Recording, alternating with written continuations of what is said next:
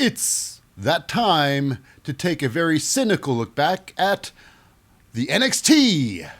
All the wrestling show, baby. Welbo. Welcome to The Wrestling Show. I'm your most fickle host, Lip Hazlewood, and this is a very cynical look back at the latest episode of representing the WWE and live from the Performance Center in Orlando, Florida. It's the NXT air date August the 15th, 2023. This episode is The Road to Heatwave. That's right. Now, before we dive into the big show, just a quick shout out to the non-competitors. That's right, as we usually do. And usually representing the man of the company, the person who makes all the decisions. He hasn't been there for a long time.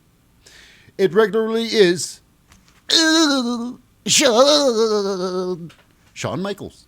Next, getting all the pre-match interviews and all the backstage scoops, it is our very own Mackenzie Mitchell.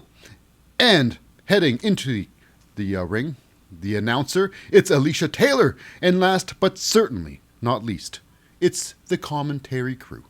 The play-by-play guys, the hosts, and I even call them the narrators of the whole damn show. They're the team of the two-time Hall of Famer.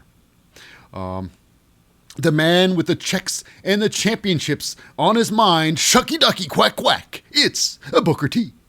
And, of course, backing up Booker T, it's always the voice of reason, and a tippity-top commentator on his own right, and a diggity dog.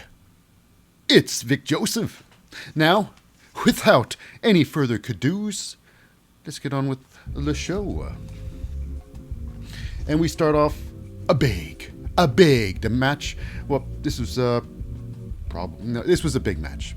It was a lot of fun. It's a tag team match. This was for the tag team championship of the NXT.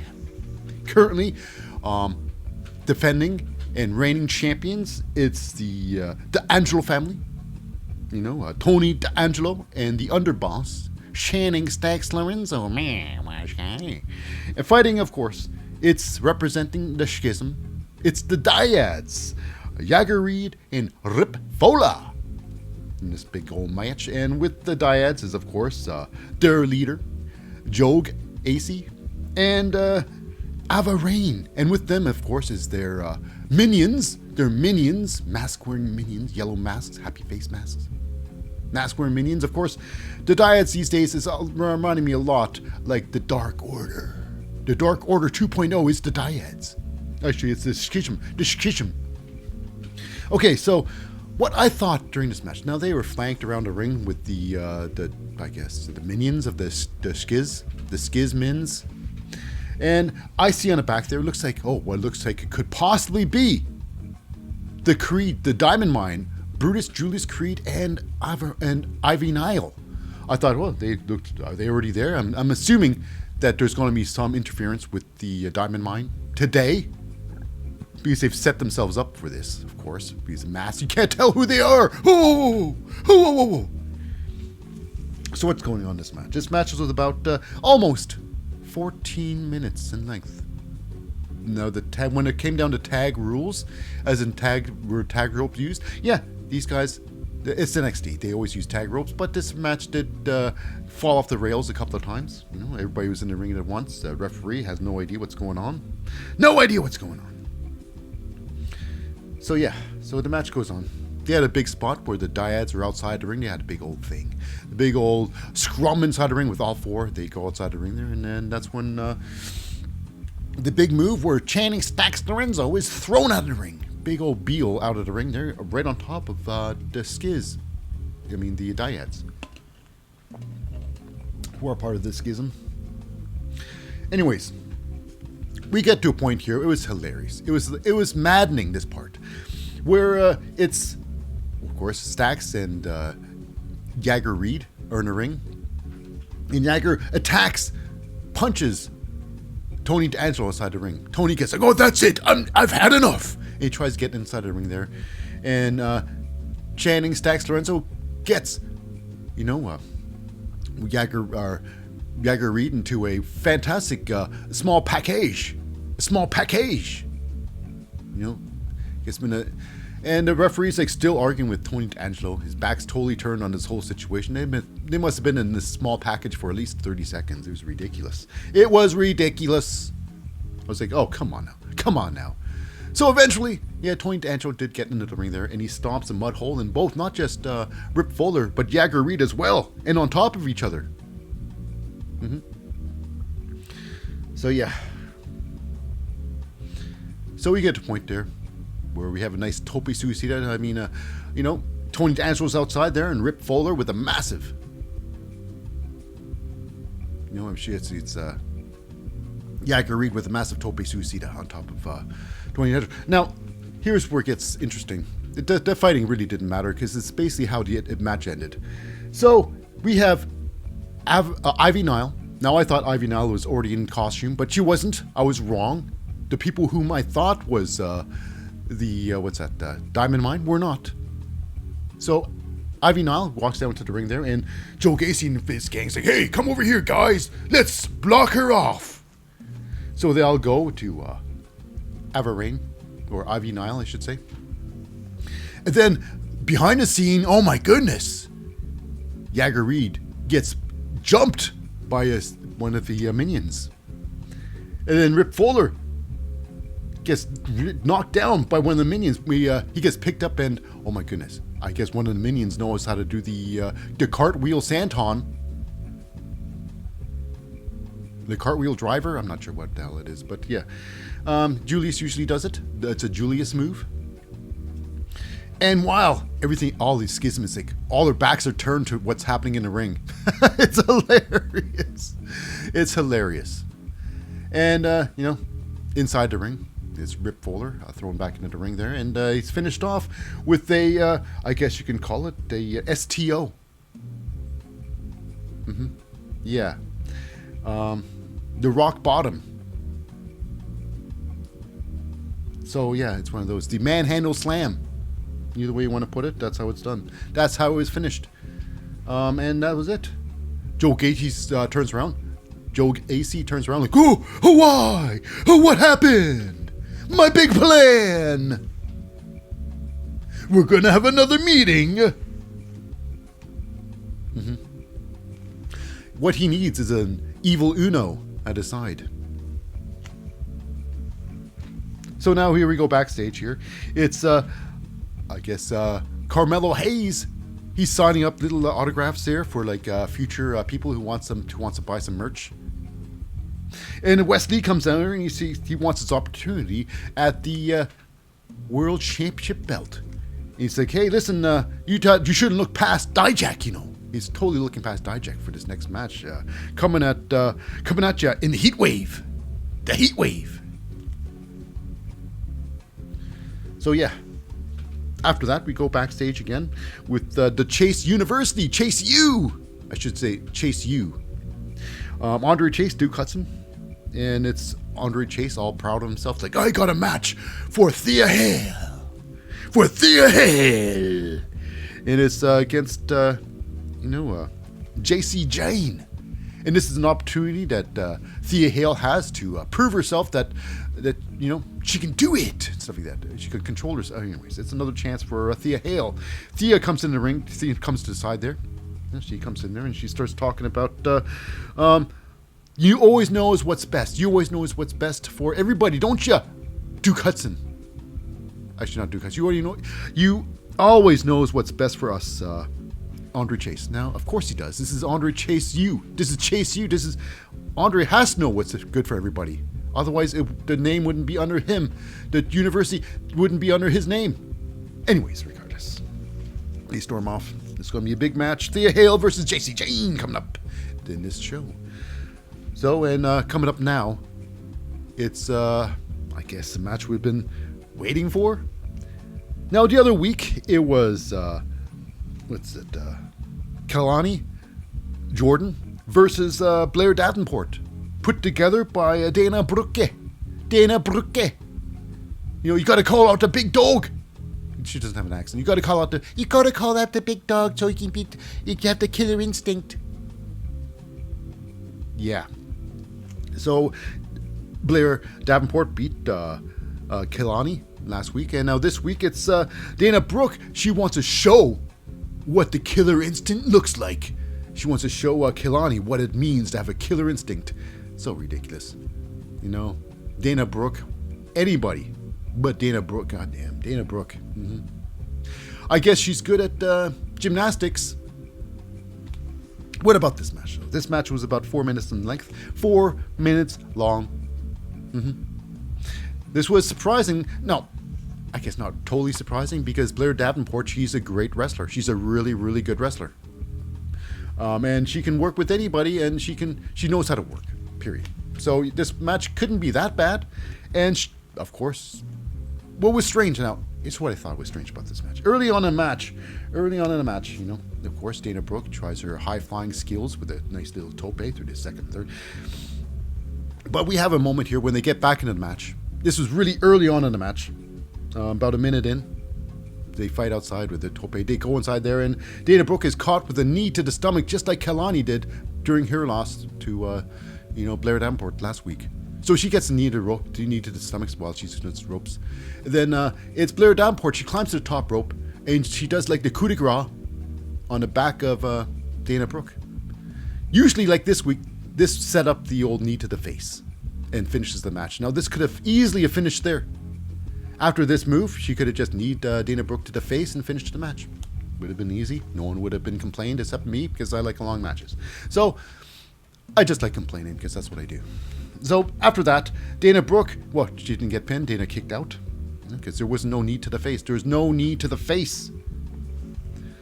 Now, they fight on. Dana Brooke did put up a good fight. She ends up having a couple of sections of where she's actually dominating a little bit, getting, Blair Davenport into a powerbombing Blair Davenport. I couldn't believe it. Now, here's where it gets off the rails. I guess killer instinct means cheat. So, Dana Brooke goes outside the ring there, picks up the old timekeeper's bell, and decides perhaps to do a musical number on Blair Davenport's head. But while going into the ring there, she's confronted by her prodigy, Kelani. She says, "What are you doing? What you doing? You can't use that, you cheating scum!" She didn't say any of that, but she refused to let Dana Brooke get herself disqualified. Because this is not, a no rules, no holds barred match. If this were, go ahead, use it, bell. For all means. So yeah, they fight on. She leaves the bell behind. Dana Brooke, for a couple of chances, tried to win the match with this really weak-ass O'Connor roll. Tries to roll up Blair Davenport. Didn't work. They scrapple on more. They scuffle on a little bit more. Ends up, Dana Brooke tries to get a schoolgirl on Blair. Didn't work either. Blair got up fast, and then with an instant, the flash knee to the face. Wacko! She could have ended it there, but did not.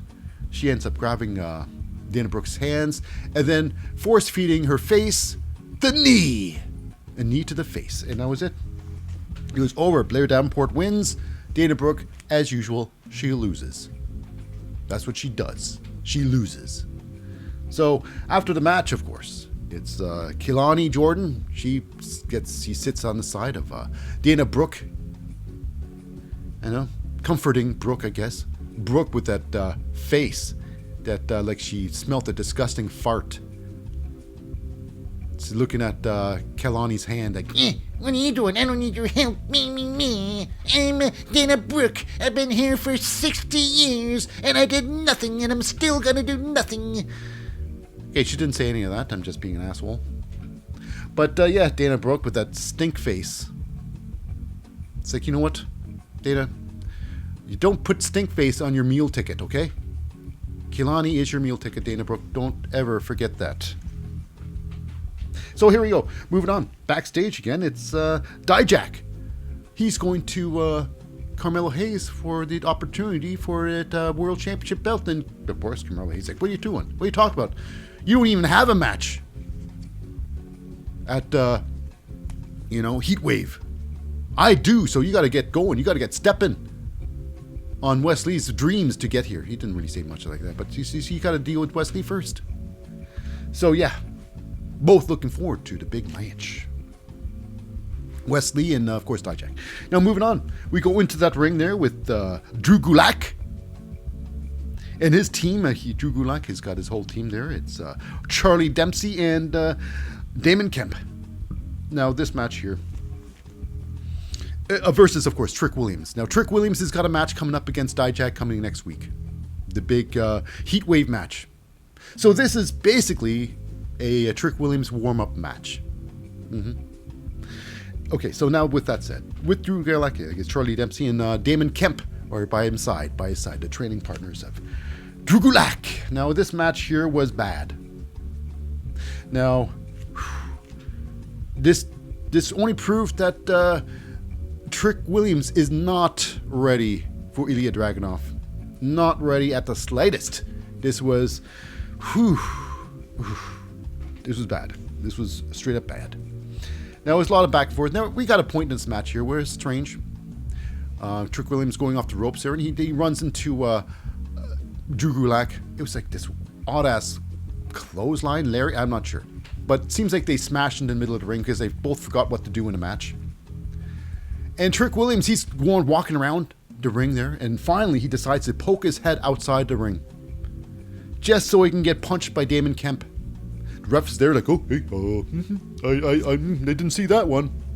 Even though he was facing it. So Damon Kemp with a cheap shot to the face, even though it wasn't really cheap. It wasn't really a cheap shot because Trick Williams went up there to greet that cheap shot. So it's so nonsense. So much nonsense, I tell you. So we got a point there where Trick Williams gets a fantastic uppercut punch onto Drew Gulak. Like a pop-up punch, pop-up uppercut. So he pops him up, and then when he comes down, he punches him in the face. So Drew Gulak gets knocked outside the ring. Trick Williams follows him inside the ring. Throws him back inside the ring. The referee, obviously, he follows Drew Gulak inside the ring and just puts his back on the action outside, as always, as usual. And that's where, Damon Kemp, he made sure that referee's attention was misguided, misplaced by jumping on the ring apron there. I mean, Drew Gulak could have done that himself. They usually do. And then it's Charlie Dempsey from behind. Gets, Trick Williams and suplexes him. A German suplex, a non-release. And then slides him back into the ring. Hoping things would go good. But it does not. The fight goes on. And eventually, Trick Williams gets... Drew Gulak into a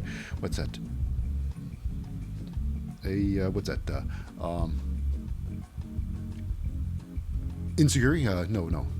Well, he knocks him down. Oh, how does the match end? Trick Williams, they get back to the match. Trick Williams gets knocks down Drew Gulak with like I would say it's like an STO, throws him down. And then we go after that. It's getting all confused, but I'm getting right back on track again. It's all right.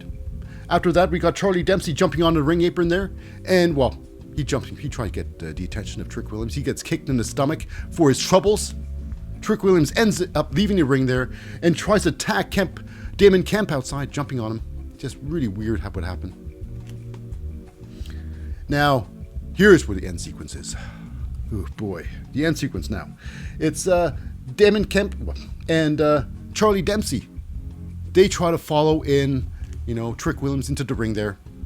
And then we got ourselves, Josh Briggs and Brooks Jensen run out there and take care of Damon Kemp and Charlie Dempsey.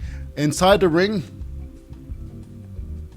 Drew Gulak and Trick Williams. Drew Gulak spins Trick. They had a little thing, a tiny scuffle. Trick ends up getting spun, spins himself around and kicks Drew Gulak in the face. Drew Gulak drops down like a sack of potatoes, and that's it. 1, 2, 3, it's over. 1, 2, 3, it's over. This match was terrible. Trick Williams looked bad.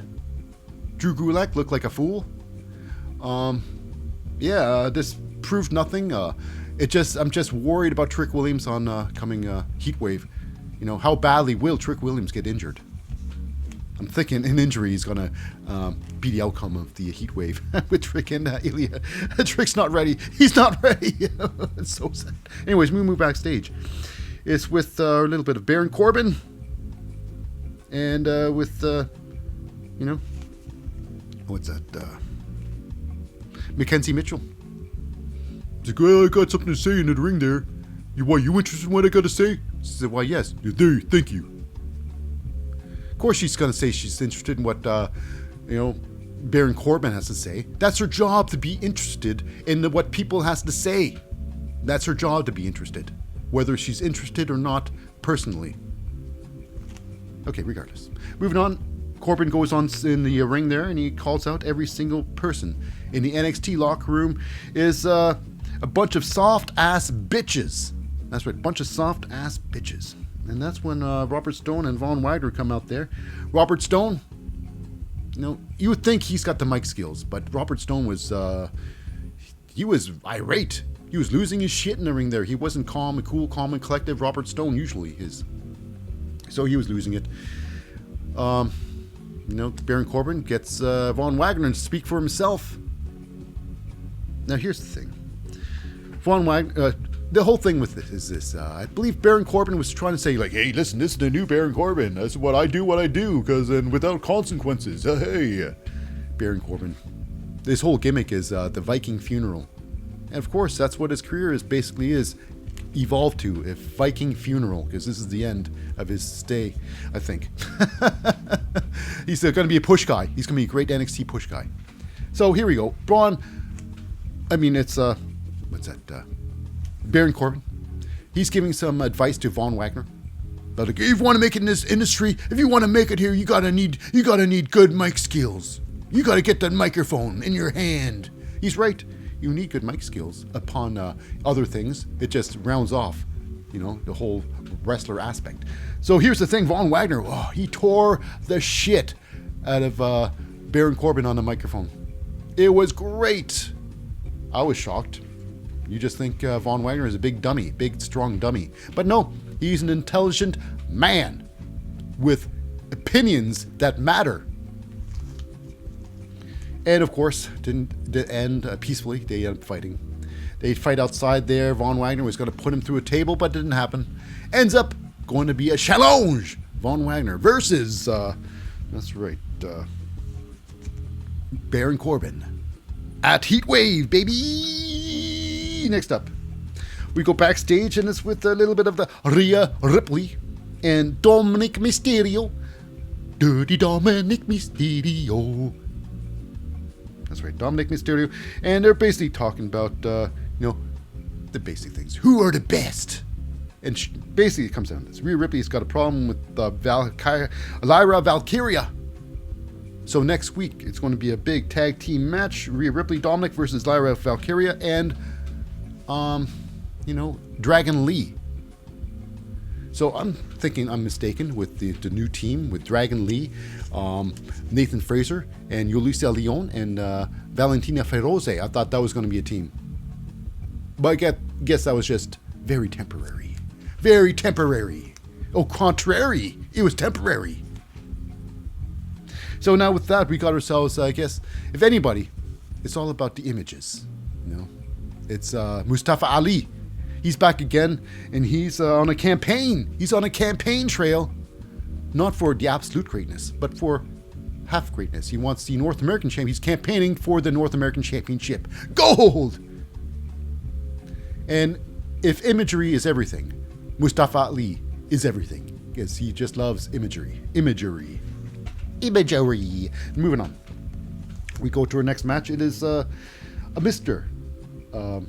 Wesley Lee versus Dijak in this big old, number one contendership match for the World Championship at Heatwave. It is, of course, Wesley Dijak. Now, how was this match? This match was about a little over 12 minutes. This was a really good match. Really good match. Although it did have some really bad tropes in here. But, look at Cody Rhodes. He's made a living off stupid tropes in his matches. So here we go. Now, last week it was, Dijak beating Eddie Thorpe because his shoulder, he bashed his shoulder, he worked his shoulder, and it tended to be hindered Eddie Thorpe for his victory. He thwarted his victory so far. He lost because his shoulder problem. So what's going to happen here? Is Dijak going to work the shoulder? Why, yes, he will. Yes, he will. But in the match here, I was surprised because now Dijak gets hit with a alternate version, a version of the cardiac kick. He get hit with a cardiac kick, basically, without the front handspring. But it was a cardiac kick. Didn't end the match. Nope. But he did get one off. So anyways, after that, Dijak grabs Wesley by the top bun. Wesley always he wears a top bun with his hair. It doesn't like letting it go. I don't think he might like it. Who knows? Wesley has a top bun. Dijak grabs him by the top bun and throws him shoulder first into the ring post. That's right. Into the ring post. Pow! Just like that. And then after that, he's trying to work at the arm with the wrist lock. Just really dram on that, just wrench that shoulder out of joint. And on top of that, they fight outside for a little bit, and wouldn't believe this, but Dijak picks up Wesley and lawn darts him outside the ring into the ring post. Now, it's a good thing, of course. You can do whatever the hell you want. You can throw your opponent into anything, and it's perfectly legal, just as long as you don't use the object on the person. Because the other way around, you can get disqualified. It just makes a little sense. I think the WWE in general need more solid, firm rules about what happens outside the ring. Anyways, moving on. Wesley does turn things around. Dijak tries to pick up Wesley, tries to give him his, his big old finishing move, feast your eyes. Wesley counters it. He spins around, tornado DDT. Dijak takes a massive DDT on his head. He knows how to take a bump on his head. Did it very professionally. Looked great. After that, Wesley, he ducks the old super kick to the face, dodges it, and he picks up Dijak with a power bomb. That's right, with his sore shoulder and all. Now here's where it gets strange. The tropes kick in. Now Wesley sets up for his cardiac kick, and then he goes for his kick, but his shoulder, it gives out. He doesn't do a cardiac kick. Dijak decides, I'm going to take it over. I'm going to win. So he picks him up for the old feast your eyes.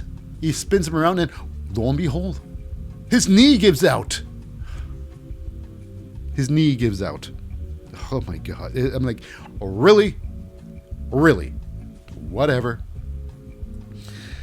So they fight on some more. Does the end part of the match here. Wesley's pulled out of the ring and swung like a baseball bat into the steel steps, and then thrown into between the soft padded barricade and the plexiglass barricade that's blocking the fans off from the action. So he throws him in there, and the referee's out there too. The referee has no intentions of doing any counting. No intentions, because he knew it just looked like a fool in there, just like standing around like, it's going to be more than a minute. How am I going to make a 10-second last more than a minute? Not count at all. I'm going to go out there and check everything. So it's ridiculous. You know that. So after Wesley got disposed of between the two barricades, we got ourselves a little bit of a Eddie Thorpe. He comes out there. He's very upset because he got embarrassed by Dijak. So he goes face to face with him. And that's where Wesley got his bearings back. He jumped, Dijak. Hurricaned him into the steel steps, threw him back into the ring there. And then, his shoulder. You said, what about his shoulder? Why, he puts his hand between his legs and pulls his shoulder back into place. How about that? Just so easy to fix that the shoulder trope. So sad. Anyways, and then a cardiac kick later. Whammo hits Dijak, but that's not it. He goes on the top rope to do a corkscrew senton bomb. The corkscrew senton, beautiful. So yeah.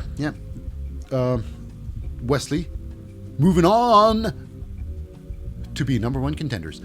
Okay, so now next we got go backstage with a little bit of Dragon Lee and Lyra Valkyria with their little bit of how they interact with each other, their chemistry, very awkward. But they tried. They're, they want to get on the same page. Get on the same level as Dominic and, Rhea Ripley. And Dragon Lee's like, I can't go that far. I've got somebody in my life. What? That's okay. So does Rhea Ripley, and it's not Dom. Okay, moving on. We go backstage and it's with Mackenzie Mitchell with Tyler Bate, and Tyler will not be distracted, or his actions won't be dictated by Joe Coffey's anger. That's right. So yeah, it's going to be a big match. It's going to be Tyler Bate versus Galus. Joe Coffey. Joe Coffey. Now, it was hilarious because they try to egg Tyler Bate on in this montage thing, this clip. And all Gallus boys, they look like little bumblebees. Little bumblebees, like all being little pests. Yellow and black bumblebee shirts. It is hilarious. Well, they are little pests. They're little pests. So anyways, in this match here, we got ourselves Tyler Bate by himself. Gallus boys, Joe Coffey, and Marcus and Wolfgang at his side. This match was about, about 4 minutes. 4 minutes in length. Not very long. Not very long. And why is that? Why? Well, we'll find out. Now, the match, while it lasted, was pretty good. Pretty good. But I think they didn't want anybody to win this match. Nobody would to look good or bad in this match. Because this was very back and forth. Tyler Bate gets off his massive, his standard, the springboard, the lariat, where he jumps on the ropes, he stops himself with his neck and his shoulders, he bounces back. Anyways, we move on. Joe Coffey gets thrown to the outside of the ring. Wesley, actually no, it's Tyler Bate. Tyler Bate, tope suicida, knocks him down. This is the end part of the match.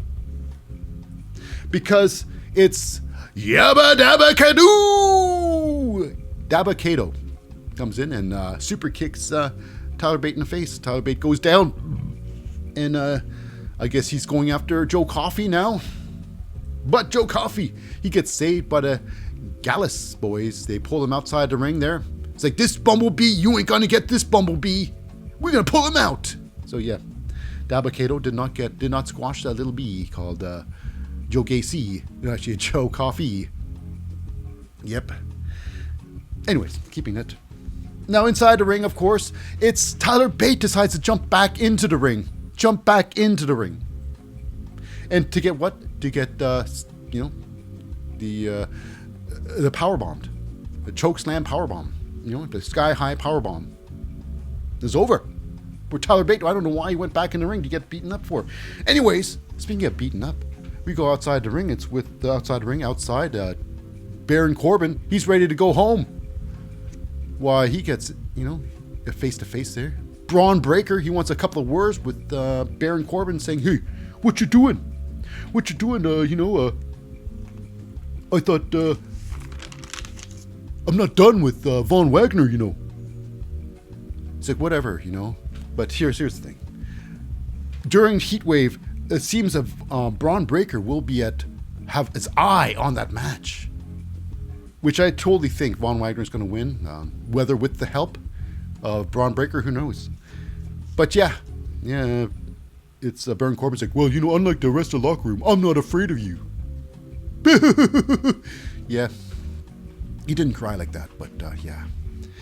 I personally think, it's great that Baron Corbin's back in the NXT, because damn, they need a guy that can push. They can make legitimate pushes to these other athletes. Mm-hmm. I mean, Baron Corbin, I think he's going to do a better job in the NXT than, Apollo Crews. Okay, next up, we got ourselves a segment. It's called the, Triple H Truths.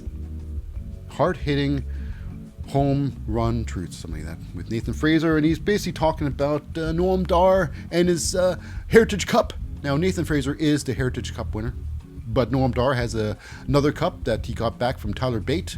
Now, Tyler Bate beat Noam Dar for the championship title, for the Heritage Cup title, but it seems that It's ridiculous. The whole thing is basically at Heat Wave is going to be in a match. Now, Noam Dar, he did not lose to Nathan Fraser. It was Oro Mensah lost to Nathan Fraser, losing the Heritage Cup. Now, what should have happened was if Noam Dar couldn't compete for his cup, the cup is stripped, and they have a competition to be the next Heritage Cup champion. So that's whole thing is nonsense. This whole thing is kind of nonsense. Booker T was completely confused about this whole angle. Very upset with Tyler Bate, saying, "Oh, I can't believe you didn't fight Joe Coffey for that thing." It's like, hey, it's this other belt, the other championship. The cup it's not even real. It's a fake. It's a fake. So yeah. So that's happened. That happened. So at Heatwave, we're going to have a unification Heritage Cup Championship match under Heritage Cup rules, I assume. And this is where Noam Dar proves he's Supernova 11 and becomes the new Heritage Cup champion once again. And this is going to bring the Metaphor more prestige. Anyways, I'm a big fan of Metaphor. Noam Dar, even with his beautiful little ponytails. He's got little tight ponytails. He loves his ponytails. Noam Dar loves his ponytails as much as I like Noam Dar. Moving on. And it's our big final match of the night. It's JC Jane versus the Chase U's Thea Hale. This match was a lot of good intentions, not very good. Now during the match, a lot of back and forth. During the match, there's a mistrust going on with Thea Hale and Andre Chase. Now, Thea Hale does not want Andre Chase throwing in any towels inside the ring, but yet Andre Chase is holding onto a towel. Why did you bring a towel to the ring, Andre Chase? She does not want you thinking about throwing in the towel, but yet there it is, a towel in your hand. I mean, I don't think it's for your sweat, your forehead, to brush off the sweat off your forehead. Anyways, with that said, JC Jane during the match, JC Jane decides to take advantage of the time alone, and she peels back the turnbuckle pad. So this is going to come in play later on, and it does. So Thea Hale, they've battled more. Thea Hale's got this fantastic move. She does this springboard coffin drop, or springboard trust fall, senton, right on to JC Jane. Now here's the thing: there was no kick out. There was no kick out. There was a 3 count right there. The match should have been over right there. No. JC's too lazy to do a proper kick out. C'est la vie. You lost, baby. But the ref knew it wasn't supposed to end there. The fans just, whatever. JC Jane lost, in my opinion, already. But the match goes on. Now, they scuffled for a bit more. This match was, about 8 minutes. About 8 minutes long. Now, near the end of the match, they scuffle a little bit. JC Jane is about to grabs Thea Hale's head and gonna deliver her face into the corner turnbuckle ring. And that's when Andre Chase, he jumps on the ring, he jumps on the apron there and fixes the turnbuckle pad. So JC pushes Thea Hale's into a soft cushion. After that, Thea loses it on Andre Chase. Mind your business, get down! So yeah, if the turnbuckle was off, if Andre Chase did not do anything, she would have hit her head on a little metal ring, knocked herself unconscious, lost the match. But however, the match goes on. Andre Chase is in his shit book, and it is a small package. Thea Hale gets wrapped up. She got wrapped up in her anger. She turns around, gets small packaged by JC Jane. That's right. Xavier Woods calls this the backwoods. But if you are the recipient of this move, you are taking it in the rear. And that's exactly because I say that, because it is the most embarrassing way to lose a match, a roll-up. It's true. Now after that, JC, Thea Hale, not happy with the outcome. She's losing like that, blaming Andre Chase. Really? But it is what it is. Now after that, we got ourselves backstage. It's Wesley Lee. Now he wants Carmelo Hayes' attention. He wants his contract signed now. Carmelo Hayes is like, well, you know what? Wes, I'll see you next Tuesday. So I was like, wow, that's perfect. You know, I mean, it'll only work if, you know, NXT, only other time this would work if NXT was on a Thursday. You know? Because it can spell out the acronym just the same. Just the same. Anyways, Kamala Hayes wants to constantly sign up these headshots, but Wesley says no more, and he grabs the table and brings it into the ring. Now, they have a face-to-face in the ring there, which was really good. Carmelo Hayes, his mic skills is top-notch. Wesley, his mic skills is very good. He's getting better by the day. It's all about, Carmelo Hayes is like, yeah, you know, you lost a couple of times and you folded like a folding chair. You were like a folding chair during that small town riot. It's like, whew, that was a nasty one. But it's, you know, Wesley, it's like, listen, all my life I've been told that. All my life. But I proved them all wrong. I even became North American champion. It was some good stuff, you know. But it comes down to this, you know. It's going to be at Heatwave. Heatwave, where this big match is going to take place. Carmelo Hayes feels for certain there's zero chance Wesley's going to win this. But we'll find out. It's going to be really good. Anyways, that does wrap it up for this week's episode of the NXT. And as usual, for our podcast listeners, stay tuned for some SmackDown after this commercial break. After this break, scratch the commercial part. And for our viewers, this is it for this episode. I've been your host, Lip Hazlewood, for a wrestling show. Stay tuned for another episode in a few days. So, until then,